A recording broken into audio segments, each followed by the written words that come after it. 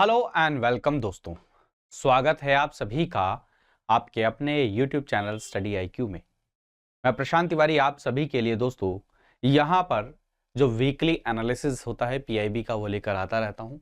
और अब हम शुरू करने वाले हैं मई के फर्स्ट वीक का वीकली एनालिसिस, जिसके अंदर में दोस्तों हम 1 मई से लेकर 8 मई तक के जो PIB के अंदर में इम्पॉर्टेंट न्यूज़ रही हैं उनको हम यहाँ पर कवर करेंगे। दोस्तों PIB बहुत इंपॉर्टेंट है आपके एग्जाम के लिए, चाहे वो प्रीलिम्स हो चाहे वो मेंस हो, तो दोनों के लिए बहुत ज़्यादा इंपॉर्टेंट रहता है। कई सारी छोटी छोटी ऐसी न्यूज़ रहती हैं जो आपके न्यूज़पेपर के अंदर में या मैगजीन्स के अंदर में मिस हो जाती हैं, तो PIB का एनालिसिस मैं उनके लिए लेकर आता रहता हूँ। तो चलिए दोस्तों शुरू करते हैं। और उससे पहले अगर आपको क्वेश्चंस की प्रैक्टिस करनी है, प्रीवियस ईयर क्वेश्चंस की प्रैक्टिस करनी है, तो आप मेरे साथ इंस्टाग्राम पर जुड़ सकते हैं। अगर कोई डाउट है तो भी आप मेरे से जुड़ सकते हैं। ट्विटर हो गया, टेलीग्राम हो गया। टेलीग्राम पर दोस्तों आप सभी को PDF, इस सेशन का PDF आपको टेलीग्राम पर मिल जाएगा। प्रशांत तिवारी 26 अगर सर्च करेंगे तो भी मिल जाएगा, या फिर अगर आप सर्च कर ले प्रशांत तिवारी PDF, टेलीग्राम ओपन करें, वहां पर सर्च करें तो आपको 5K के आसपास में सब्सक्राइबर मिलेंगे, वहां पर आप उसको चैनल को ज्वाइन कर सकते हैं। तो चलिए शुरू करते हैं। और दोस्तों बहुत ही खास ये इनिशिएटिव है आप सभी के लिए, जिसमें स्टडी IQ ने ये कोशिश करी कि बच्चों को किसी भी प्रकार से इधर उधर ना भटकना पड़े। और उसके लिए एक बहुत ही शानदार, ज्योग्राफी दरअसल एक ऐसा सब्जेक्ट है जिसके लिए बच्चे बहुत परेशान होते हैं कि इसको किस बुक से पढ़ा जाए। तो एक बुक आपके लिए लॉन्च करिए, बहुत ही अच्छी बुक है दोस्तों, प्रिंसिपल्स ऑफ इंडियन ज्योग्राफी, और बहुत अच्छे तरीके से इसके अंदर में कवर किया गया है। तो ये आपको फ्लिपकार्ट पे और अमेजोन दोनों पर मिल जाएगी। आप यहाँ से जाके इसको क्या कर सकते हैं, परचेज कर सकते हैं। तो सबसे पहली अगर न्यूज़ देखी जाए दोस्तों, डेफलंपिक्स, ओलंपिक्स प्लस में डेफ, इन दोनों को कंबाइन करके ये वर्ड बना है डेफलंपिक्स 2021 के लिए। और दोस्तों मतलब 2021 में ये हुआ है, तो इसके बारे में भी आपको पता होना चाहिए, क्योंकि आजकल आपको पता है कि एग्जाम्स के अंदर में स्टेट एग्जाम हो चाहे कोई भी एग्जाम हो, इवन लास्ट ईयर तो UPSC ने भी इस रिकॉर्ड को तोड़ दिया, जहां पर उन्होंने ओलंपिक से रिलेटेड 1 या 2 नहीं 3 क्वेश्चंस स्पोर्ट्स से पूछ लिए। तो आपके एग्जाम के लिए स्पोर्ट्स इंपॉर्टेंट हो जाता है, तो आपको ये पता होना चाहिए। तो ये क्या है दोस्तों, 24th डेफलंपिक्स गेम्स क्या हुई हैं, उसके अंदर में रिसेंटली इंडियन टीम ने उसमें पार्टिसिपेट किया है। और दोस्तों ये क्या है दोस्तों, ये डेफ उनके लिए, ये क्या है जो बधिर होते हैं उनके लिए ओलंपिक्स क्या किया जाता है, ऑर्गेनाइज किया जाता है। तो इंटरनेशनल कमिटी फॉर स्पोर्ट्स और फॉर द डेफ, ठीक है दोस्तों, organises the Deaflympics and international multi sports event. ये इंटरनेशनल लेवल का मल्टी स्पोर्ट्स क्या है, इवेंट है। जैसे ओलंपिक होता है वैसे ही है दोस्तों, ठीक है, इस चीज को याद रखिएगा। और ये कहां पर होता है, हर 4 साल में एक बार होता है, हर 4 साल में एक बार होता है दोस्तों, ठीक है। स्पेशली फॉर डेफ एथलीट्स, उनके लिए होता है दोस्तों। The summer Deaflympics are the oldest multi sport event after Olympic. आप खुद सोचिए दोस्तों, हमने कभी सुना भी नहीं होगा इस इवेंट के बारे में, लेकिन ओलंपिक्स के बाद में सबसे ओल्डेस्ट अगर कोई स्पोर्ट्स इवेंट है तो ये है दोस्तों, समर डेफलंपिक्स। इसलिए आप इसकी इंपॉर्टेंस देख सकते हैं। देखिए ओलंपिक्स के बारे में हर कोई करके जाएगा, कॉमनवेल्थ गेम के बारे में हर कोई करके जाएगा, एशियन गेम्स के बारे में हर कोई करके जाएगा। हो सकता है यहां से क्वेश्चन आ जाए, तो ये चीज आपको पता होनी चाहिए दोस्तों। तो प्रीवियसली डेफलंपिक्स को क्या बोला जाता था, world games for the deaf and international games for the deaf. फिर उसका नाम चेंज कर दिया गया, फिर उसको डेफलंपिक्स बोला गया। और अगर सबसे पहला एडिशन कब हुआ था दोस्तों, पेरिस के अंदर में 1924 के अंदर में। आप सोचिए कितना पुराना गेम है। 2 साल के बाद में इसको 100 साल हो जाएंगे, 100 ईयर्स। और किसी भी चीज के लिए दोस्तों 100 ईयर्स को कंप्लीट करना बहुत बड़ी चीज है। तो प्लीज डेफलंपिक्स से रिलेटेड ये चीज याद रखिएगा, सबसे ओल्डेस्ट है। इंडिया भी इसके अंदर में पार्टिसिपेट करता है, ऐसा नहीं है कि इंडिया इसके अंदर पार्टिसिपेट नहीं करता। तो 2021 के अंदर में ये क्या था, 24th समर डेफलंपिक्स था दोस्तों। कहां पर हुआ दोस्तों, ये कहां पर हुआ, it is an international multi sport event दोस्तों, टू हैव द, कहां पर, ब्राजील के अंदर में as its main host city. ठीक है दोस्तों, ठीक है, क्लियर है, ठीक है। और 2021 वाला जो था वो क्या हुआ था, वो पोस्टपोन हो गया था, क्योंकि आपको पता है कोविड वगैरह इन सब कारणों से। तो 2022 के अंदर में होने वाला है, कहां पर, ब्राजील, ठीक है। चलिए आगे बढ़े। अगला जो है दोस्तों, फार्मास्यूटिकल, जो फार्मा कंपनीज है उनके बारे में बात की जा रही है। अब ये इंपॉर्टेंट है। दरअसल दोस्तों आप सभी को पता है कि भारत के अंदर में कई सारी कंपनीज, कई सारे सेक्टर एक्सपोनेंशियली ग्रोथ कर रहे हैं।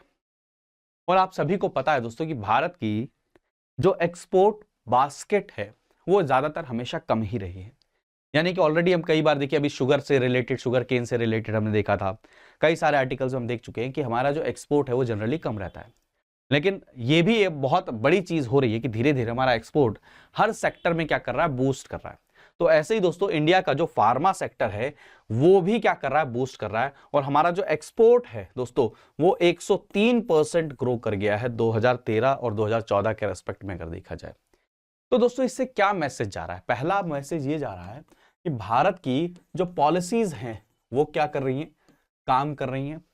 जो इंटेंशन से उनको इंप्लीमेंट किया जा रहा है कि भारत को एक मैन्युफैक्चरिंग हब बनाना है, रादर देन हम दूसरी कंट्रीज से इंपोर्ट करें, हम यहां पर मैन्युफैक्चर करके दूसरी कंट्रीज में क्या करें, एक्सपोर्ट करें, उसको जस्टिफाई कर रहा है। दूसरी चीज दोस्तों यहां से एक और चीज पता चल रही है, जॉब का क्रिएशन भी तो हो रहा होगा ना। अगर जितने ज्यादा मैन्युफैक्चरिंग हो रही है उतना ज्यादा क्या होगा दोस्तों, जॉब का क्रिएशन भी होगा। और तीसरी बहुत इंपॉर्टेंट टेक अवे दोस्तों, बार बार जिक्र करते हैं इसका, जिसका करंट अकाउंट डेफिसिट। जितना ज्यादा और जितने ज्यादा डाइवर्सिफाई वे में हमारा एक्सपोर्ट होता रहेगा उतना ही ज्यादा दोस्तों क्या होता रहेगा, हमारे क्या होते रहेंगे, करंट अकाउंट डेफिसिट क्या होता रहेगा, कम होता रहेगा। तो प्लीज याद रखिएगा, हमने इसको क्या किया है, सरपास कर लिया। 2013-2014 के लेवल पर अगर दिया तो 103% की ग्रोथ हमने देखी है दोस्तों। तो Indian pharma export had witnessed 2013 और 14 के मुकाबले देखा है तो 103% दोस्तों, ठीक है। अगर 2020 और 2021 के फार्मा फाइनेंशियल ईयर के अंदर देखा जाए तो पॉजिटिव ग्रोथ रही। अब आप खुद सोचिए, एक समय ऐसा था, अगर सिर्फ कोविड की बात कर ली जाए तो फार्मा इंडस्ट्री के बारे में कहा गया कि हमारे यहाँ पर एक भी पीपीई किट नहीं बन रही थी और हम एक दिन के अंदर में लाखों पीपीई किट का प्रोडक्शन करने लग गए। ये कैपेबिलिटी है हमारी। तो अगर उसको हम थोड़ा सा पुश कर दें तो हम वर्ल्ड के अंदर में मैन्युफैक्चरिंग हब बन सकते हैं कई सारे स्फीयर के अंदर में दोस्तों। और आपको पता होना चाहिए कि फार्मा इंडस्ट्री को प्रोडक्शन लिंक इंसेंटिव स्कीम के अंदर में भी क्या किया गया, इंक्लूड किया गया। ये कहा गया कि जितना ज्यादा प्रोडक्शन इंक्रीज करेंगे उतना ज्यादा आपको क्या करा जाएगा, इंसेंटिव प्रोवाइड किया जाएगा दोस्तों, ठीक है। इंडिया जो है 3rd रैंक करता है वर्ल्ड के अंदर में, किसके अंदर है, production of volume, and 14th rank करता है वैल्यू के अंदर में। अगर दोस्तों पैसे के मामले में देखा जाए कितना, मतलब कितने डॉलर कितने उसके अंदर में, तो 14th वैल्यू है हमारी, मतलब 14th रैंक है वर्ल्ड के अंदर में। और अगर वॉल्यूम के अंदर में कितनी क्वांटिटी के अंदर में प्रोडक्शन हो रहा है तो उसके अंदर भारत की क्या रैंक है दोस्तों, 3rd रैंक है वर्ल्ड के अंदर में फार्मा के अंदर। तो प्लीज याद रखिएगा ये बहुत ज्यादा इंपॉर्टेंट है, ठीक है। तो फार्मा जो शेयर है हमारे अगर देखा जाए तो भारत के अंदर में जो एक्सपोर्ट होता है, अब मान के चलिए अगर 100 आइटम्स हम एक्सपोर्ट कर रहे हैं तो उसके अंदर में 5.92% जो एक्सपोर्ट का शेयर है वो कहां से आता है, फार्मा से आता है। इसलिए फार्मा बहुत ज्यादा इंपॉर्टेंट है, इसीलिए इसको क्या किया गया है, प्रोडक्शन लिंक इंसेंटिव स्कीम के अंदर में ऐड किया गया है। अब इसका मतलब सिर्फ और सिर्फ दोस्तों job creation, economic growth, current account deficit यही नहीं है, इसके कई सारे मायने बढ़कर भी होते हैं। कुछ चीजें ऐसी होती हैं जिसके अंदर में आपको आत्मनिर्भर होना चाहिए, आपको सेल्फ रिलायंट होना चाहिए। आने वाले समय में मान के चलिए जैसे अभी हुआ था कि कई सारी दवाइयां जो थी वो नहीं बन पा रही थी क्योंकि फॉरेन कंपनीज के द्वारा उनका सप्लाई नहीं हो रहा था। वह खुद सोचिए आने वाले समय में अगर भगवान ना करे ऐसी कभी कोई स्थिति हो जाए दोबारा से, तो क्या दोबारा से हमें दूसरी कंट्रीज के ऊपर में डिपेंडेंट रहने की आवश्यकता है कि वो दवाइयां जब भेजेंगे तभी यहां पर यूज हो पाएंगे। और भारत अपने आप में बहुत बड़ी कंट्री, इतनी ज्यादा पॉपुलेशन है कि बाहर से दवाइयों को मंगाकर आप यहां पर उनको क्या कर सकते हैं, वहां पर जस्टिफाई नहीं कर पाएंगे, यहां पर फुलफिल नहीं कर पाएंगे। एक तो कॉस्ट बहुत ज्यादा होगी, दूसरा डिमांड यहां पर इतनी ज्यादा होगी। तो इसलिए दोस्तों भारत को ही मैन्युफैक्चरिंग हब बनाने के लिए कहा जा रहा है और मैन्युफैक्चरिंग हब यहां की नीड को पूरा करना ही है, साथ में विदेशों में भी क्या करना है, एक्सपोर्ट करना है। तो विदेशों में एक्सपोर्ट में अगर देखा जाए तो भारत कहां पर एक्सपोर्ट कर रहा है सबसे ज्यादा, यूएसए में एक्सपोर्ट कर रहा है, यूके में एक्सपोर्ट कर रहा है, साउथ अफ्रीका में, रशिया में, नाइजीरिया में दोस्तों, ठीक है दोस्तों। प्लीज याद रखिएगा एग्जाम के लिए बहुत ज्यादा इंपॉर्टेंट है ये सारी की सारी चीजें। चलिए आगे बढ़े। तो अगला जो है दोस्तों फॉरेस्ट लैंडस्केप रिस्टोरेशन, ये बहुत ज्यादा वर्ड यूज हो रहा है बार बार। दरअसल दोस्तों इसको ऐसे समझिए कि पहले एक एरिया था जो फॉरेस्ट था, उसको लैंडस्केप बोलते हैं। वहां पर जीव जंतु भी रह रहे थे, पेड़ पौधे भी थे, छोटे मोटे झरने भी थे, पूरा इकोसिस्टम था अपने आप में। ह्यूमन एक्टिविटीज के कारण में, हमारी ग्रीड के कारण में धीरे धीरे वो चीजें क्या होने लगी, कम होने लग गई। वहां से जो वहां की बायोडाइवर्सिटी थी वो कम होने लग गई। वहां पर जो पेड़ पौधे, जीव जंतु, जो प्लांट्स, जो एनिमल्स थे, या तो वो खत्म हो गए या तो एनिमल्स ने क्या किया, दूसरी जगह पे माइग्रेट कर लिए। अब दोस्तों इसके कई सारे नेगेटिव कॉन्सिक्वेंसेस भी होते हैं। मान के चलिए किसी एरिया के अंदर में फॉरेस्ट लैंडस्केप कम होता है तो इसका मतलब क्या हो, एक और चीज होती है कि धीरे धीरे वहां पर, धीरे धीरे, मैं ये नहीं कह रहा एकदम से, डेजर्टिफिकेशन नाम की भी एक चीज इंक्रीज होने लग जाती है और इसलिए फर्टिलिटी कम होती है, मिट्टी को होल्ड करने की कैपेसिटी कम होती है, बहुत सारे उसके क्या होते हैं, नेगेटिव कॉन्सिक्वेंसेस होते हैं। एनवायरमेंट पे तो इंपैक्ट पड़ता है, क्लाइमेट चेंज के ऊपर इंपैक्ट पड़ता है। आपने खुद इसका अंदाजा लगाया होगा कि जिन एरियाज के अंदर में आप जाते हैं, जहां पर फॉरेस्ट हो, जहां पर पेड़ पौधे हों, वहां पर टेम्परेचर अलग होता है, जहां पर ये चीजें नहीं होती वहां पर टेम्परेचर अलग होता है। यानी कि global warming, heat waves, rain pattern, drought, सब कुछ इसी से क्या है लिंक्ड है। तो क्या किया जा रहा है, कहा जा रहा है कि पूरे वर्ल्ड के अंदर में एक मुहिम चल रही है कि जो फॉरेस्ट लैंडस्केप्स हैं जो खत्म हो गए हैं या खत्म होने की कगार में हैं, उनकी सिचुएशन धीरे धीरे चेंज हो रही है, उनको दोबारा से रिस्टोर किया जाए, उसके लिए चीजें चलाई जा रही हैं। तो प्लीज याद रखिए, जॉइंट डिक्लेरेशन किसके द्वारा, इंडिया और जर्मनी के द्वारा क्या किया गया, साइन किया गया, जिसके अंदर हमने कहा कि फॉरेस्ट लैंडस्केप को हम क्या करेंगे, दोबारा से रिस्टोर करेंगे। तो what is forest landscape restoration? ये एक कॉन्टिन्यूअस प्रोसेस है, किस चीज का, of restoring ecological function and improving human wellbeing in deforested और डिग्रेडेड फॉरेस्ट लैंड। ऑलरेडी आपको बताया कि फॉरेस्ट जो है डिग्रेड हो चुके हैं, या तो बिल्कुल खत्म हो चुके हैं, डिफॉरेस्टेशन हो चुका है, या तो धीरे धीरे खत्म हो रहे हैं, तो उनको दोबारा से रिस्टोर करना। यानी कि दोस्तों आपका जो एंटायर लैंडस्केप है उसको दोबारा से इतना ज्यादा रिस्टोर कर। देखिए एक और चीज, एनवायरमेंट को तो नुकसान हो रहा है, देखिए इंसान यहां पर भी अपनी ग्रीड को ले आया कि अगर ये फॉरेस्ट ही खत्म हो जाएंगे तो हमारी फ्यूचर की जो नीड है उनको कैसे फुलफिल किया जाएगा। तो उनको भी फुलफिल करने के लिए, यानी कि जो मीट हमारी करंट डिमांड है और फ्यूचर की जो नीड है उसको भी फुलफिल करने के लिए क्या करना जरूरी है, आपके फॉरेस्ट जो ये आपका लैंडस्केप है उसको दोबारा से रिस्टोर करने की जरूरत है दोस्तों। ठीक है, चलें आगे बढ़े। अगला जो है दोस्तों, जो बहुत इंपॉर्टेंट है आपके हिस्ट्री के अंदर में, प्रीलिम्स के अंदर में डायरेक्ट फैक्ट पूछा जा सकता है। बसवेश्वरैया जी से रिलेटेड आपके एग्जाम में बसवन्ना जी भी बोलते हैं इन्हें, तो बहुत इंपॉर्टेंट है। अभी प्राइम मिनिस्टर नरेंद्र मोदी जी ने क्या किया है, तो उनकी जयंती के ऊपर में क्या किया है, ये उनको श्रद्धांजलि दी है, तो इसलिए इंपॉर्टेंट हो जाता है, इनके बारे में आपको पता होना चाहिए। ठीक है, इनको बसवेश्वरैया जी बोलते हैं और ये कर्नाटका के 12th सेंचुरी के संत हैं, जिन्होंने क्या किया है, बहुत मतलब, एक और याद रखिएगा, लिंगायत जो सेक्ट है जिसकी स्थापना कहा जाता है, इन्हीं को कहा जाता है, इन्होंने स्थापना करी थी।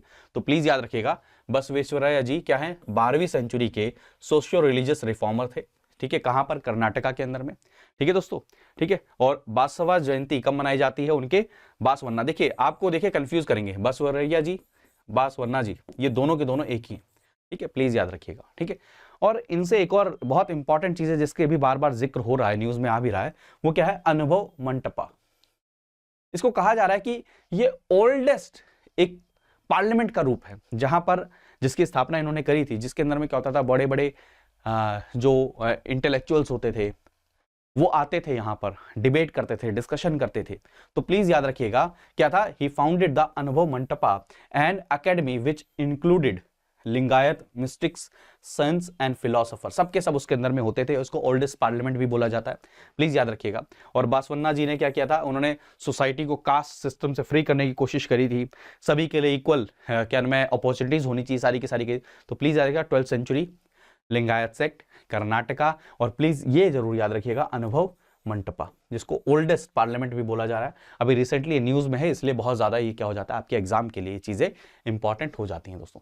और एक ही हैं, बसवरैया जी, बसवन्ना जी, बसवरा जी, सभी के इनको बसवा जी, प्लीज याद रखिएगा, ये एग्जाम के लिए इंपॉर्टेंट है दोस्तों। ठीक है, चलें आगे बढ़े। अगला जो है दोस्तों, ऑपरेशन सतर्क। ऑपरेशन सतर्क किसके द्वारा, रेलवे पुलिस फोर्स के द्वारा शुरू किया गया है, आरपीएफ के द्वारा। ये इसलिए शुरू किया, सतर्क यानी कि अवेयर रहना, अलर्ट रहना। इसके अंदर में क्या है दोस्तों कि रेलवे के द्वारा बहुत सारे इलीगल चीजों का ट्रैफिकिंग की जा रही थी, तो उसको रोकने के लिए क्या की गई है, स्कीम को शुरू किया गया है। तो ये क्या है, रेलवे प्रोटेक्शन फोर्स के द्वारा शुरू किया गया है। ठीक है, ऑपरेशन सतर्क। ठीक है, क्या, ऑपरेशन सतर्क। ठीक है, तो ऑपरेशन सतर्क किसके द्वारा, railway protection force, RPF, railway protection force. ठीक है दोस्तों, क्लियर है।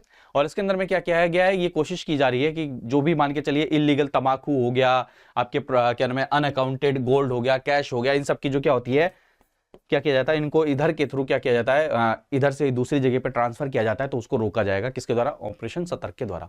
तो आरपीएफ के बारे में पता होना चाहिए। रेलवे प्रोटेक्शन फोर्स क्या है, ये आर्म फोर्स है, यूनियन के अंदर में आता है। ठीक है दोस्तों, क्लियर है। प्लीज ऑपरेशन सतर्क आपसे ऐसे पूछ लेंगे, देखिए आपसे बहुत डिटेल में पूछेंगे। ऑपरेशन सतर्क रिसेंटली सीन इन न्यूज किससे रिलेटेड है, महिला से रिलेटेड है, क्या नाम है, मेट्रोलॉजिकल उससे रिलेटेड है कि साइक्लोन की प्रोडिक्शन करनी है, या फिर मान लीजिए कोविड से रिलेटेड है, या आरपीएफ के अंदर में रिलेटेड है जहां पर क्या नाम है इलीगल चीजों को ट्रांसपोर्ट किया जाता है रेलवे के माध्यम से। तो आपको पता होना चाहिए ऑपरेशन सतर्क किससे रिलेटेड है, आरपीएफ से रिलेटेड, रेलवे से रिलेटेड। ठीक है, चलें आगे बढ़े। अगला देखते हैं, नेशनल इंटेलिजेंस ग्रिड। ऐसा ग्रिड, ऐसा सिस्टम, ऐसा मैकेनिज्म जहां पर टेररिज्म से related real time information, terrorist से रिलेटेड उनके डाटा, उनकी कम्युनिकेशन, उनसे रिलेटेड जो मैसेज हैं, इंटरसेप्टेड मैसेजेस को एक ही जगह पर, एक ही नेटवर्क में रखा जाए और इजीली वो इंडिया के किसी भी कोने में अगर आप वो कोई भी एजेंसी, इन्वेस्टिगेटिंग एजेंसी अगर उसको एक्सेस करना चाहे तो कर सके, तो वो किसके थ्रू, इस ग्रिड के थ्रू कर सकता है। ठीक है, नेशनल इंटेलिजेंस ग्रिड, ये क्या है, बेंगलुरु के अंदर में इसकी क्या है उद्घाटन किया गया, किसके द्वारा, अभी यूनियन मिनिस्टर के द्वारा इसको किया गया है दोस्तों। ठीक है, तो ये क्या है, national grid is envisaged as a seamless and secure database, एक डाटाबेस है जहां पर हर प्रकार की इंफॉर्मेशन किससे, टेररिस्ट से रिलेटेड, इकोनॉमिक क्राइम से रिलेटेड और अदर इंसिडेंट से रिलेटेड आपको मिलेगा। ठीक है, अब अगर एक सोचिए एक यूनिफाइड डाटाबेस आपके पास में है और आप मान के चलिए अगर किसी स्टेट के, किसी भी नेशन के किसी एक स्टेट के अंदर में किसी कोने में बैठे आपको अगर कोई इंफॉर्मेशन मिलती है तो आप क्विकली क्या कर सकते हैं, डाटा एक्सेस कर सकते हैं, क्लासिफाइड इंफॉर्मेशन का एक्सेस कर सकते हैं, रियल टाइम आपको एक्सेस मिल जाएगा, आपको एप्लीकेशन लगाकर आपको वेट करने की आवश्यकता नहीं है दोस्तों। तो प्लीज याद रखिए कहां पर, बेंगलुरु के अंदर में। और ये किससे रिलेटेड है, आपको क्या कहेंगे, इससे कंफ्यूज कर देंगे कि नेट ग्रिड रिलेटेड है, किससे रिलेटेड है, कोविड से रिलेटेड है, कि जहां पर वैक्सीन से रिलेटेड क्या किया जाएगा, रियल ट्रैकिंग की जाएगी, जहां पर किससे, इलेक्ट्रिसिटी से रिलेटेड है तो आपको पता होना है, सोलर पैनल से रिलेटेड तो आपको पता होना चाहिए, नहीं इंटेलिजेंस शेयरिंग से रिलेटेड है। ठीक है दोस्तों, अगला जो है ये आपके मैप से रिलेटेड इंपॉर्टेंट हो जाता है। मैप बेस्ड क्वेश्चन आने के यहां से बहुत ज्यादा चांसेस है। इंडिया एंड नॉर्डिक कंट्रीज की क्या हुई है, समिट हुई है, सेकेंड समिट हुई है। तो नॉर्डिक कंट्रीज के बारे में आपसे पूछा जा सकता है कि नॉर्डिक कंट्रीज क्या होती है। तो नॉर्डिक कंट्रीज कौन कौन सी होगी दोस्तों, आप याद रखिएगा कौन कौन सी, Denmark, Norway, Sweden and Finland और आइसलैंड, इन सबको क्या बोला जाता है, नॉर्डिक कंट्रीज बोला जाता है दोस्तों। ठीक है दोस्तों, प्लीज याद रखिएगा। ठीक है, ये देखिए, ठीक है, आइसलैंड, नॉर्वे, स्वीडन, फिनलैंड और डेनमार्क। ठीक है दोस्तों, क्लियर है, प्लीज याद रखिए इनको नॉर्डिक कंट्रीज बोला जाता है। आपको बहुत ज्यादा क्या करेंगे, तो यहाँ पर आपके लिए मैप भी ले आया हूँ, आप इन सबको देख सकते हैं, क्या नाम है आपका, Iceland, Denmark, Norway, Sweden, Finland. अब ये सारी की सारी कंट्रीज इसलिए इंपॉर्टेंट है, देखिए एक तो रशिया वाला इश्यूज चल रहा है, इनके स्वीडन और ये फिनलैंड और इन सब ने नाटो को ज्वाइन करने की बात करी है, ऑलरेडी आपको पता है सारा का सारा। ये इसलिए भी इंपॉर्टेंट हो जाता है, देखिए अब बेरेंट सी आपसे पूछ लेंगे, ग्रीनलैंड सी कहाँ पर है पूछ लेंगे, नॉर्वियन सी आपसे पूछ लेंगे, अटलांटिक, नॉर्थ सी, बाल्टिक सी, ये सारे के सारे तो इंपॉर्टेंट हैं। अब दोस्तों ये इसलिए भी इंपॉर्टेंट है, ये कंट्रीज ज्यादातर अगर आप रैंकिंग्स देखेंगे तो उनमें क्या होती है, टॉप पर होती हैं। तो इनको ये कहा जाता है कि जो सिविल सोसाइटी से रिलेटेड जो सर्विसेज प्रोवाइड करने के मामले में अगर किन्हीं कंट्रीज को टॉप पर देखा जाता है, रैंक किया जाता है, तो इन कंट्रीज को रैंक किया जाता है। तो उनके साथ भारत के समिट है और वहां पर दोस्तों ये कहा जा रहा है कंट्रीज, ये कंट्रीज क्या करती हैं, कम्युनिटी क्या नाम है, कॉमन इनके अंदर में क्या चीज़ें है, जैसे मान के चलिए उनका रहने का तरीका, सोशल फ्रेमवर्क, लोगों को जो सुविधाएं प्रोवाइड कराते हैं, वहाँ पर democratic principle, fundamental rights, human rights, इन सब की जो बात होती है इन सब कंट्रीज के अंदर में ऑलमोस्ट क्या है, कॉमन है, सेम है। तो इस कारण से उनको एक एजुकेशन, नेशनल परफॉर्मेंस, हर चीज़ के अंदर में आजकल क्या है, ये टॉप में रह रहे हैं। ठीक है, तो प्लीज़ इसकी लोकेशन याद रखिएगा। और इंडिया के साथ में अभी क्या हुई है, सेकेंड मीटिंग हुई है जिसके अंदर भारत ने कई सारे इस फेयर के अंदर में इन्विटेशन दिया है, जैसे मान के चलिए इन्वेस्टमेंट, क्लीन एनर्जी, मैन्युफैक्चरिंग, इन सब चीज़ों में भी, इवन क्या नाम है, ओशन से रिलेटेड, एनवायरमेंट से रिलेटेड रिसर्च, सारी चीज़ों में क्या क्या इंडिया ने इनमें क्या किया वो किया। ठीक है, जैसे देख लीजिए आपके ब्लू इकोनॉमी, ब्लू इकोनॉमी क्या है, ओशन से रिलेटेड। ठीक है दोस्तों, प्लीज याद रखिएगा, सागरमाला प्रोजेक्ट, इंडिया की Arctic policy, climate change, sustainable development, digitisation, green and clean growth, ये सारी की सारी चीजों के अंदर में इन सेक्टर्स के ऊपर में क्या हुई है, बात हुई है इन नॉर्डिक कंट्रीज की। तो आपके लिए एग्जाम के लिए अगर आप ये सब याद नहीं रखते, बस ये याद रखिएगा कि नॉर्डिक कंट्रीज की मैप की लोकेशन आपको क्या होनी चाहिए, पता होनी चाहिए। क्योंकि अगर आप हिंदू न्यूज़पेपर भी पढ़ रहे हैं तो हिंदू न्यूज़पेपर में पिछले कम से कम 2 वीक से लगातार क्या है, नॉर्डिक कंट्रीज का क्या हो रहा है, जिक्र हो रहा है, और स्पेशली स्वीडन, नॉर्वे और इन सबका, तो वो जो रशिया और यूक्रेन का क्राइसिस हो रहा है उसके कारण में बहुत ज्यादा जिक्र हो रहा है। चलें आगे बढ़े। अगला जो है दोस्तों, बोडो साहित्य सभा, बोडो भाषा के बारे में आपको पता ही है, हमारे शेड्यूल 8 के अंदर में ये आती है, तो इसलिए इंपॉर्टेंट हो जाता है। ठीक है, तो प्लीज़ याद रखिएगा। बोडो लैंग्वेज से रिलेटेड अभी क्या दिया है, अवार्ड दिया गया है, क्या नाम है, the 61st annual conference of Bodo Sahitya Sabha has been graced by president of India के द्वारा। ठीक है दोस्तों, तो इसलिए इंपॉर्टेंट हो जाता है। तो आपको पता होना चाहिए कि ये 22 जो लैंग्वेजेस हैं शेड्यूल 8 के अंदर में, उसके अंदर में बोडो भाषा भी क्या है, इन्वॉल्व, प्लीज याद रखिएगा। ठीक है दोस्तों, तो इसके अंदर में बोडो इस जो ये हुआ है, कॉन्फ्रेंस हुआ है, जो समिट हुई है, उसके अंदर में जो आपके बदोफा उपेंद्र नाथ ब्रह्मा जी थे, जिन्होंने बोडो लैंग्वेज को कंजर्व करने के लिए, उसको प्रचार प्रसार करने के लिए बहुत इंपॉर्टेंट रोल प्ले किया, उनकी बहुत ज़्यादा क्या हुई है, प्रोत्साहना हुई है। ठीक है, और उन्होंने मैसेज दिया था लिव एंड लेट लिव, जियो और जीने दो, उसके भी क्या हुआ, आगे बढ़ाया गया। ठीक है, और the role played by Bodo Sahitya Sabha, Bodo Sahitya सभा के द्वारा जो रोल प्ले किया जा रहा है बोडो को आगे और बढ़ाने के लिए, प्रचार प्रसार करने के लिए, उस भाषा को प्रिजर्व करने के लिए, उस भाषा को उसकी ओरिजिनलिटी में बनाए रखने के लिए, उसके लिए क्या किया गया, इसकी प्रोत्साहना की गई है, इसको बनाया गया। ठीक है, और जो बोडो लैंग्वेज में लिखते हैं उनको अवार्ड भी दिए जाते हैं, सारी की सारी चीज़ें ऑलरेडी आपको पता है। तो बोडो लैंग्वेज के बारे में आपको पता होना चाहिए, ये आपके नॉर्थ ईस्ट रीजन के अंदर में, भारत के अंदर में ज़्यादातर बोली जाती है। ठीक है, और इसको अगर देखा जाए तो तिब्बत बर्मन जो लैंग्वेज है उसके ग्रुप के अंदर में इसको काउंट किया जाता है। ठीक है, उस फैमिली के अंदर में काउंट किया जाता है। ठीक है, तो प्लीज़ याद रखिएगा, कई सारी कम्युनिटीज़ अभी भी बोडो लैंग्वेज को यूज़ करती हैं, बहुत इंपॉर्टेंट लैंग्वेज है। तो बोडो लैंग्वेज, इसके अंदर में रिसर्चर भी काम करते हैं, नेशनल लैंग्वेज प्रोसेसिंग भी होती है, और आपकी 8th, प्लीज़ याद रखिएगा, 8th शेड्यूल के अंदर में भी आती है, इसलिए आपके लिए ये इंपॉर्टेंट हो जाती है। आप क्या कहेंगे, आपके एग्जाम के अंदर में कह देंगे कि शेड्यूल 8 के अंदर में बोडो लैंग्वेज नहीं आती है, तो आप कह दो कि नहीं, बोडो लैंग्वेज 8 शेड्यूल के अंदर में आती है। अच्छा, अब आपके लिए होमवर्क यहाँ से, ओरिजिनली बोडो लैंग्वेज क्या कॉन्स्टिट्यूशन के 8 शेड्यूल के अंदर में थी? अगर यस तो कोई बात नहीं, अगर नहीं थी तो कौन से कॉन्स्टिट्यूशनल अमेंडमेंट एक्ट से इस भाषा को शेड्यूल 8 के अंदर में ऐड किया गया, ये आपको कमेंट करके बताना है दोस्तों। अगला दोस्तों, डीलिमिटेशन कमीशन, बहुत ज्यादा न्यूज में है। तो डीलिमिटेशन कमीशन का मतलब क्या होता है, परिसीमन आयोग। दरअसल दोस्तों बहुत ज्यादा इसको डिटेल में करेंगे, और ऑलरेडी हम इसको हिंदू न्यूज़पेपर वाले एनालिसिस में हम कर चुके हैं।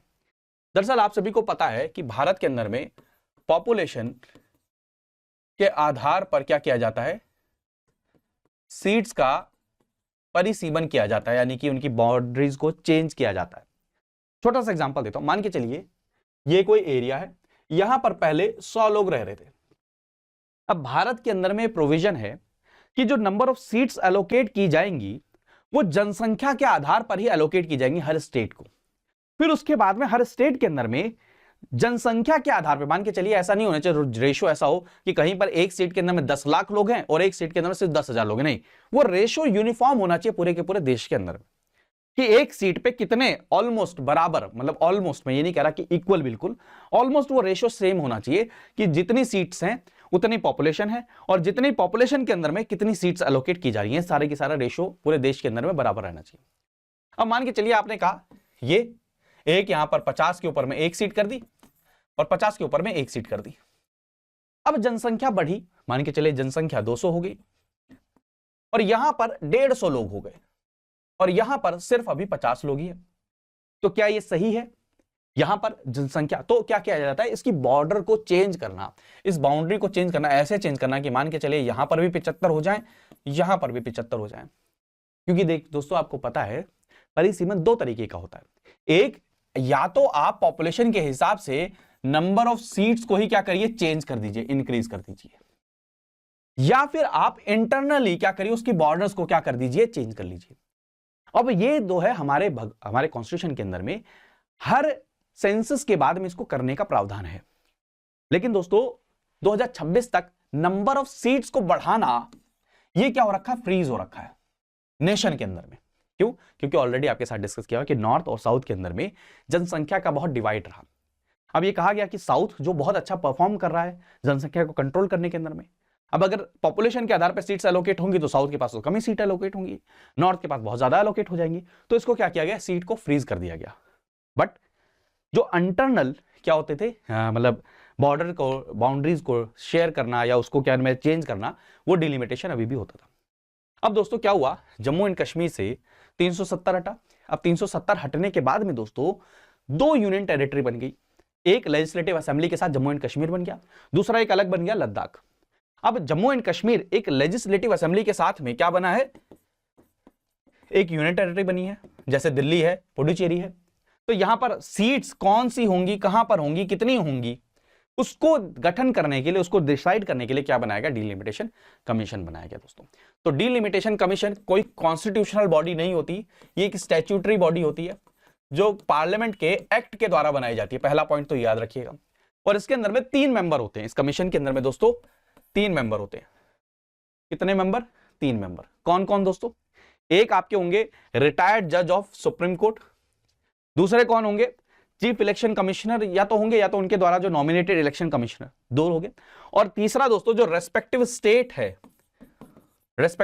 है वहां के स्टेट के इलेक्शन कमिश्नर। यहां पर रेस्पेक्टिव स्टेट कौन आ गया, जम्मू एंड कश्मीर, तो वो भी इसके क्या हो गए, मेंबर हो गए। तो 3 मेंबर हो गए। और इन्होंने रिसेंटली अपना ड्राफ्ट यहां पर दिया है, जहां पर इन्होंने सीट्स जो है वो इंक्रीज करी हैं, 7 सीट्स इंक्रीज करी हैं जम्मू एंड कश्मीर के अंदर में, ठीक है, वो किया है। प्लस में इन्होंने 2 सीट्स नॉमिनेट करने की बात करी है, जैसे कश्मीरी पंडित्स के लिए नॉमिनेट करने के लिए बात करी है। सारी की सारी चीजें करी, बट आपके लिए एग्जाम पर्सपेक्टिव से डीलिमिटेशन कमीशन के बारे में पता होना चाहिए। एक फैक्ट और याद रखिएगा, डीलिमिटेशन कमीशन का जो भी डिसीजन लेता है उसको आप कोर्ट में चैलेंज नहीं कर सकते। अब कई सारे बच्चे कहेंगे कि सर फिर सुप्रीम कोर्ट में कैसे चल रहा है कि डीलिमिटेशन का रिपोर्ट गलत है। उसमें ये कह रहे हैं कि जो डीलिमिटेशन कमीशन का गठन हुआ है यही अनकॉन्स्टिट्यूशनल है, इसलिए चैलेंज किया गया है। यह नहीं कहा गया कि डीलिमिटेशन कमीशन ने जो नंबर ऑफ सीट्स रिजर्व करी हैं एसटी कम्युनिटी के लिए पहली बार, वो गलत है। नहीं, जो डीलिमिटेशन कमीशन का जो डिसीजन होता है उसको आप चैलेंज नहीं कर रहे, कभी भी नहीं करते, कोर्ट के उससे बाहर रखा जाता है। तो प्लीज याद रखिएगा। तो इसके अंदर में प्रोविजन क्या क्या रखा गया, एटलीस्ट 2 मेंबर्स क्या किए गए, जो कहा गया कि कश्मीरी जो माइग्रेंट्स हैं उनके लिए, कम्युनिटीज के लिए रखा गया, ठीक है, ये इसके अंदर में रखा गया। सेंट्रल गवर्नमेंट आने वाले समय में ये भी कंसीडर कर सकता है कि जो पाकिस्तान ऑक्यूपाइड कश्मीर है उसके लिए भी कुछ नंबर ऑफ सीट्स को क्या किया जाए, रिजर्व किया जाए। ये प्रोविजन है, बट आपके एग्जाम के लिए delimitation commission statutory body, members, उसके कोर्ट से उसको बाहर रखा गया एम्बिट से, ये सारी की सारी चीजें आपको क्या होनी चाहिए, पता होनी चाहिए दोस्तों, ठीक है। तो ये देखिए, प्लीज याद रखिए, कश्मीरी माइग्रेंट्स के लिए कहा गया है, ठीक है, लेजिस्लेटिव असेंबली के अंदर में रखा जाए, ठीक है। और सेंट्रल गवर्नमेंट क्या कर सकती है, पाकिस्तान ऑक्यूपाइड कश्मीर जो जम्मू एंड कश्मीर है उसके लिए भी रिप्रेजेंटेशन के लिए नॉमिनेशन दे सकती है। अगला जो है दोस्तों गौ कस्ट, इसको ऐसे याद रख लीजिए कि जो गोबर निकलता है तो गोबर से रिलेटेड एक तो उपले बनाए जाते हैं, उस गोबर का यूज करके लंबे लंबे बड़े बड़े ऐसे देखिए लंबे लंबे क्या बनाया जाए, ऐसे लकड़ी टाइप में बनाया जाए जो एक फ्यूल की तरह क्या कर सके, काम कर सके।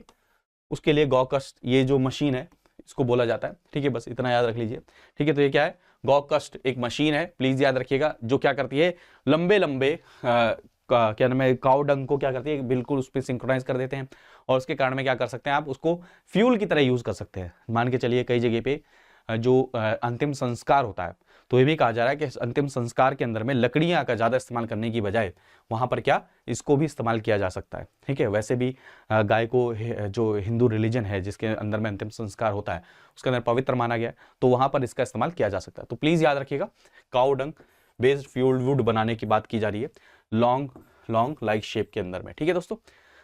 ये देखिए ऐसे बड़े बड़े, ठीक है। तो प्लीज याद रखिए, इसका बेनिफिट क्या होगा, क्लियरिंग ऑफ काउ शेड्स, जो गाय है, जो गौशाला है, वो भी क्लियर हो जाएंगी इससे, और ये क्या होगा, अल्टीमेट बेनिफिट मिलेगा, ठीक है। क्या इनको बेचकर इनके प्राइस भी मिल सकते हैं फार्मर्स को, ये भी एक बेनिफिट मिलेगा, ठीक है। तो सारे के सारे बेनिफिट्स हैं, तो हेल्पफुल हो सकता है, काफी ज्यादा है, ठीक है। एनवायरमेंट फ्रेंडली कैरेक्टरिस्टिक्स के अंदर में काम आता है। काउ डंग का यूज किया जाए, अगर मान के चलिए कई इंडस्ट्रीज के अंदर फ्यूल की तरह इसको यूज किया जाए, जहां पर अभी कोयला हो गया या लकड़ी यूज की जाती है, तो वहां पर भी ये क्या करेगा, हेल्प करेगा, ठीक है। तो प्लीज याद रखिएगा, ठीक है।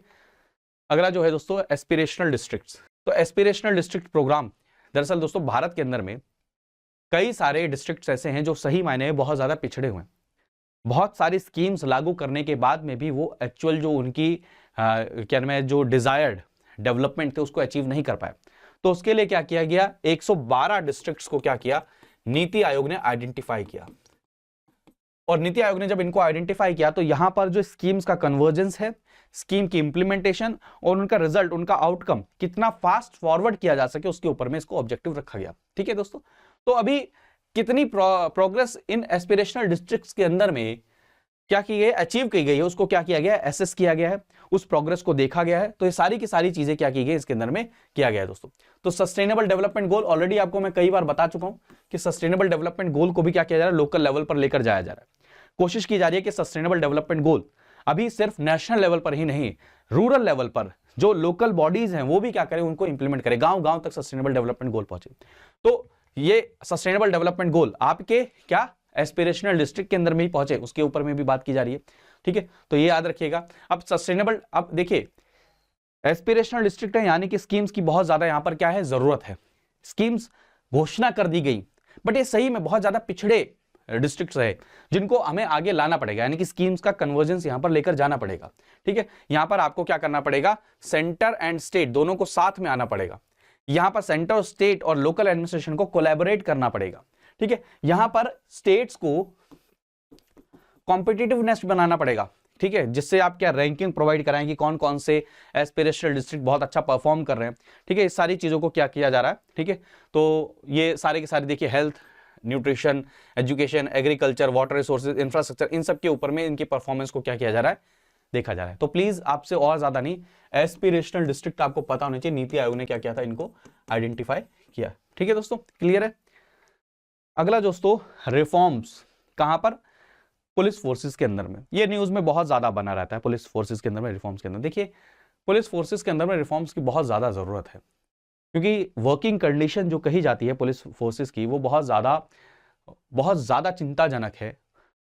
16-16 घंटे, 12-12 घंटे बिना छुट्टी के, बिना हॉलीडे के, इतना ज्यादा वर्किंग आवर होने के कारण में मेंटल स्ट्रेस बहुत ज्यादा होता है, हेल्थ के ऊपर बहुत ज्यादा कॉन्सिक्वेंसेज होते हैं, और इसके कारण में वो अपने परिवारों को भी समय नहीं दे पाते हैं। ये भी एक बहुत बड़ा क्या है, बहुत बड़ी प्रॉब्लम रहती है। तो इसके लिए पुलिस रिफॉर्म्स की बहुत ज्यादा बात की जा रही है। इवन दोस्तों अभी जो हमारे वाइस प्रेसिडेंट साहब हैं, वेंकैया नायडू साहब, उन्होंने भी दोबारा से कहा कि पुलिस रिफॉर्म्स की हमें क्या है, जरूरत है। इसके लिए हमें आगे बढ़ना चाहिए और स्टेट्स को और सेंटर को दोनों को इसके लिए आगे आना चाहिए दोस्तों। ठीक है, तो हेल्दी सोशो कल्चर एनवायरनमेंट अगर बनाया जाए पुलिसिंग के लिए, तो वो पुलिस के लिए अच्छा है। देखिए अब वर्किंग आवर्स इतने ज्यादा होने के कारण में जो एफिशिएंसी है वो भी क्या होती है, कम होती है। हेल्थ केयर सेक्टर पे भी क्या होता है, उनकी हेल्थ के ऊपर बहुत क्या पड़ता है, बुरा असर पड़ता है। तीसरी चीज दोस्तों बहुत इंपॉर्टेंट हम चीज जो मिस कर जाते हैं कि फैमिली के साथ में जो उनका टाइम स्पेंड करना होता है, क्योंकि साइकोलॉजिकल सपोर्ट की भी बहुत ज्यादा क्या होती है, आवश्यकता होती है, वो भी प्रॉब्लम होती है। अब ये सब चीजें क्या करती हैं, इंपैक्ट करती हैं जो वर्क कल्चर है उसके ऊपर में। और ये कई सारे डाटा, कई सारे फैक्ट फाइंडिंग के अंदर पाया गया कि जो पुलिस का जो कई जगह पे आरोप लगाया जाता है, रूड बिहेवियर, अनफ्रेंडली बिहेवियर, वो यही है कि जो उनका वर्किंग कल्चर है, जो एनवायरमेंट है, वो उसको बहुत ज्यादा क्या करता है, ड्राइव करता है। अब जैसे एक और चीज समझिए, कि हमारे यहां पर पुलिसिंग को क्या होना चाहिए, पीपल फ्रेंडली होना चाहिए। और पीपल फ्रेंडली होने के लिए वो माइंड सेट भी तो स्टेबल होना चाहिए, और माइंड भी तो स्टेबल होना चाहिए। वो माइंड स्टेबल कब होगा, जब उनको वो बेसिक मूलभूत सुविधाएं प्रोवाइड की जाएंगी। वो कब मिलेंगी, जब पुलिस के अंदर में रिफॉर्म्स आएंगे। देखिए एक कई बार ये सजेशन दिया जाता है कि पुलिस को आपको 2 डिवीजन में क्या कर देना चाहिए, डिवाइड कर देना चाहिए। एक लॉ का एनफोर्समेंट। देखिए पुलिस के 2 काम हुए, एक लॉ का एनफोर्समेंट, लॉ एंड ऑर्डर को मेंटेन करना, क्राइम ना बढ़े, ये सब चीजों को। और दूसरा क्या है, पुलिस का काम क्या होता है, इन्वेस्टिगेशन करना। अगर कोई क्राइम हो गया है तो उसको इन्वेस्टिगेट करके कोर्ट में प्रूव करना, फैक्ट्स प्रूव करना। तो कई बार कहा जाता है कि इन दोनों कामों को 2 अलग अलग यूनिट में डिवाइड कर देना चाहिए। प्लस में जो यहां पर रूटीन लाना चाहिए, मतलब क्या नाम है, शिफ्ट रूटीन लाना चाहिए। अभी क्या होता है, एक वर्कर के ऊपर में 16-16 घंटे का काम होता है पुलिस के अंदर में एम्प्लॉय, तो उसको भी कम करना चाहिए। तो ठीक है दोस्तों, तो इस सारी की सारी चीजें की जाती है। और इससे रिलेटेड बहुत इंपॉर्टेंट केस आता है, प्रकाश सिंह केस, जिसके अंदर में सुप्रीम कोर्ट ऑफ इंडिया ने कहा था कि पुलिस के अंदर में रिफॉर्म्स करने की जरूरत है, और इमीडिएटली क्या करने, कंट्री वाइड रिफॉर्म्स करने की जरूरत है। और उसके अंदर में सबसे इंपॉर्टेंट रिकमेंडेशन यही थी दोस्तों कि एक इन्वेस्टिगेशन और एक लॉ एंड ऑर्डर को मेंटेन करने वाली जो यूनिट है, उनको 2 यूनिट में डिवाइड करना चाहिए। इससे क्या होगा, काम भी कम होगा, दूसरा स्पेशलाइजेशन भी आएगा, प्लस में वर्कलोड धीरे धीरे क्या हो जाएगा, वो वर्कलोड की जगह हम क्या हो जाएंगे, एफिशिएंसी की तरफ आगे जाने लग जाएंगे दोस्तों। ठीक है दोस्तों, तो क्या आ गया, साइबर क्राइम से रिलेटेड, इकोनॉमिक ऑफेंस से रिलेटेड, स्पेशल इन्वेस्टिगेशन से रिलेटेड एक्सपर्टीज चाहिए हमें। ये सब क्या करना चाहिए, इनको अपग्रेड करना चाहिए। ठीक है, हमें टेक्नोलॉजी का यूज करना चाहिए पुलिस ऑपरेशंस के अंदर में, और क्या है, शिफ्ट बेस्ड काम होना चाहिए, और हॉलीडेज का सिस्टम होना चाहिए, सारी की सारी चीजें होनी चाहिए। तो ये सारी की सारी चीजें किसके अंदर है, पुलिस रिफॉर्म से रिलेटेड बात की जाती है। ठीक है दोस्तों, क्लियर है? ठीक है, क्लियर है। जहां अब इसका एग्जांपल देख सकते हैं, जैसे कि लॉ ओरिएंटेड पुलिसिंग कहां पर है, आपके नॉर्वेन के अंदर में। नॉर्वेन पुलिस इंपोज्ड है heavy and exemplary fine on its own prime minister for organising a party. अब आपको पता है दोस्तों कि यूके के अंदर में भी चल रहा है कि वहां के ही मेंबर ने क्या किया, मतलब वहां पे वो लगाया, क्या लगाया कि क्या नाम है, उन्होंने लॉकडाउन लगाया यूके के बोरिस जॉनसन साहब ने, और फिर पार्टी करने उनके ऊपर फाइन लगाया। तो क्या यहाँ की पुलिस से या यहाँ के ब्यूरोक्रेट से हम ऐसी उम्मीद कर सकते हैं? नहीं। तो ये सारी की सारी चीजें, तो पीपल फ्रेंडली लॉ ओरिएंटेड हमारे यहाँ पर स्ट्रक्चर हो, उसकी काफी ज्यादा मांग की जा रही है, लेकिन इसको करेगा कौन? स्मार्ट पुलिसिंग की बात की जाती है, जो नरेंद्र मोदी जी ने एक बार कहा था कि हमें करना चाहिए इसकी तरफ में। क्या है? सेंसिटिव। कई बार आरोप लगाया जाता है पुलिस के ऊपर में कि पुलिस सेंसिटिव नहीं है। मॉडर्न, हमें क्या करना पड़ेगा, टेक्नोलॉजी से क्या करना पड़ेगा, इनको वेल ऑफ करना पड़ेगा, इतना ज्यादा हमें रिफॉर्म्स करने की आवश्यकता है। मोबाइल, यानी कि easily to fast and move, alert and accountable. Alert भी रहे, चीजों को होने से पहले प्रिवेंट कर सके, और अकाउंटेबल हो, अगर हो गई है तो उसके लिए जिम्मेदारी किसकी है? Reliable and responsive, tech savvy and trend. तो ये सारी की सारी चीजें क्या की जा रही है, बार बार मांग की जा रही है कि पुलिस के अंदर में रिफॉर्म करने की आवश्यकता है। ऐसा नहीं है दोस्तों कि बाहर के लोग ही मांग कर रहे हैं, इवन जो पुलिस डिपार्टमेंट है, पुलिस के अंदर में काम करने वाले जो कर्मचारी हैं, जो सिपाही हैं, जो कांस्टेबल हैं, ऊपर तक की रैंक तक के सभी लोग मांग कर रहे हैं कि अब पुलिस के अंदर में रिफॉर्म्स करने की बहुत ज्यादा जरूरत है, और ये नेशनल लेवल पर रिफॉर्म करने की जरूरत है। ठीक है, तो ये बार बार मांग की जा रही है। अगला जो है आर्टिकल है दोस्तों, webinar on challenges in thalassemia 2022। दोस्तों राइस फोर्टिफिकेशन से रिलेटेड आर्टिकल मैंने पढ़ाया था आपको, थैलेसीमिया। तो जो ट्राइबल पॉपुलेशन होता है उसमें बहुत ज्यादा प्रॉब्लम देखने को मिलती है थैलेसीमिया, और इसीलिए दोस्तों union minister of tribal affairs ने क्या किया, एक वेबिनार को एड्रेस किया, चैलेंजेस इन द थैलेसीमिया 2022। तो थैलेसीमिया एक बीमारी है, इसको जेनेटिकली हेरिडेटरी बीमारी भी बोला जाता है, कंडीशन जहां पर दोस्तों ब्लड के अंदर में in which the blood leads to an abnormal form of haemoglobin. ठीक है, अब हीमोग्लोबिन बहुत इंपॉर्टेंट रोल प्ले करता है ऑक्सीजन को के लिए दोस्तों। Haemoglobin is an important protein molecule present in RBC that carries the oxygen. ठीक है, तो इसलिए क्या हो जाता है, फिर ऑक्सीजन की धीरे धीरे कमी होने के कारण में क्या हो जाता है, एनीमिया हो जाता है। क्या हो जाता है? एनीमिया हो जाता है। ठीक है, तो आपको पता है एनीमिया को रोकने के लिए भी क्या काफी समय से क्या चलाया जा रहा है, मुहिम चलाया जा रहा है, कई सारे कार्यक्रम चलाए जा रहे हैं। ठीक है, तो प्लीज ये सारी की सारी चीजें याद रखिएगा, कभी पूछ लें आपसे। ठीक है, तो टाइप्स ऑफ थैलेसीमिया क्या क्या होते हैं, एक अल्फा होता है और एक बीटा थैलेसीमिया होता है। और थैलेसीमिया होने के कारण क्या है दोस्तों, सबसे पहली बात तो जेनेटिक एबनॉर्मलिटी सबसे ज्यादा एक इंपॉर्टेंट है, और जेनेटिक बीमारी होने के कारण में इसके इलाज में, मतलब इलाज नहीं है इसका, ठीक है, कोई क्योर नहीं है, तो बहुत इंपॉर्टेंट है दोस्तों, प्लीज याद रखिएगा। पेरेंट्स से बच्चों में ज्यादातर ये आता है। ठीक है, तो थैलेसीमिया से रिलेटेड प्लीज याद रखिएगा, क्योंकि राइस फोर्टिफिकेशन से रिलेटेड ये आर्टिकल आया था हिंदू न्यूज़पेपर में कि कई सारे एरियाज में ट्राइबल ग्रुप के अंदर में क्या हुआ है कि वहां पर राइस के अंदर में क्या किया जा रहा है, आयरन को फोर्टिफाई किया जा रहा है, और आयरन ज्यादा इंटेक होने के कारण थैलेसीमिया की बीमारी और ज्यादा बढ़ जाती। तो ये न्यूज़ था, इसलिए इंपॉर्टेंट है, इसलिए मैंने यहाँ पर कवर किया। तो आज के जो इंपॉर्टेंट आर्टिकल्स है उनको हमने यहाँ पे कवर कर लिया है।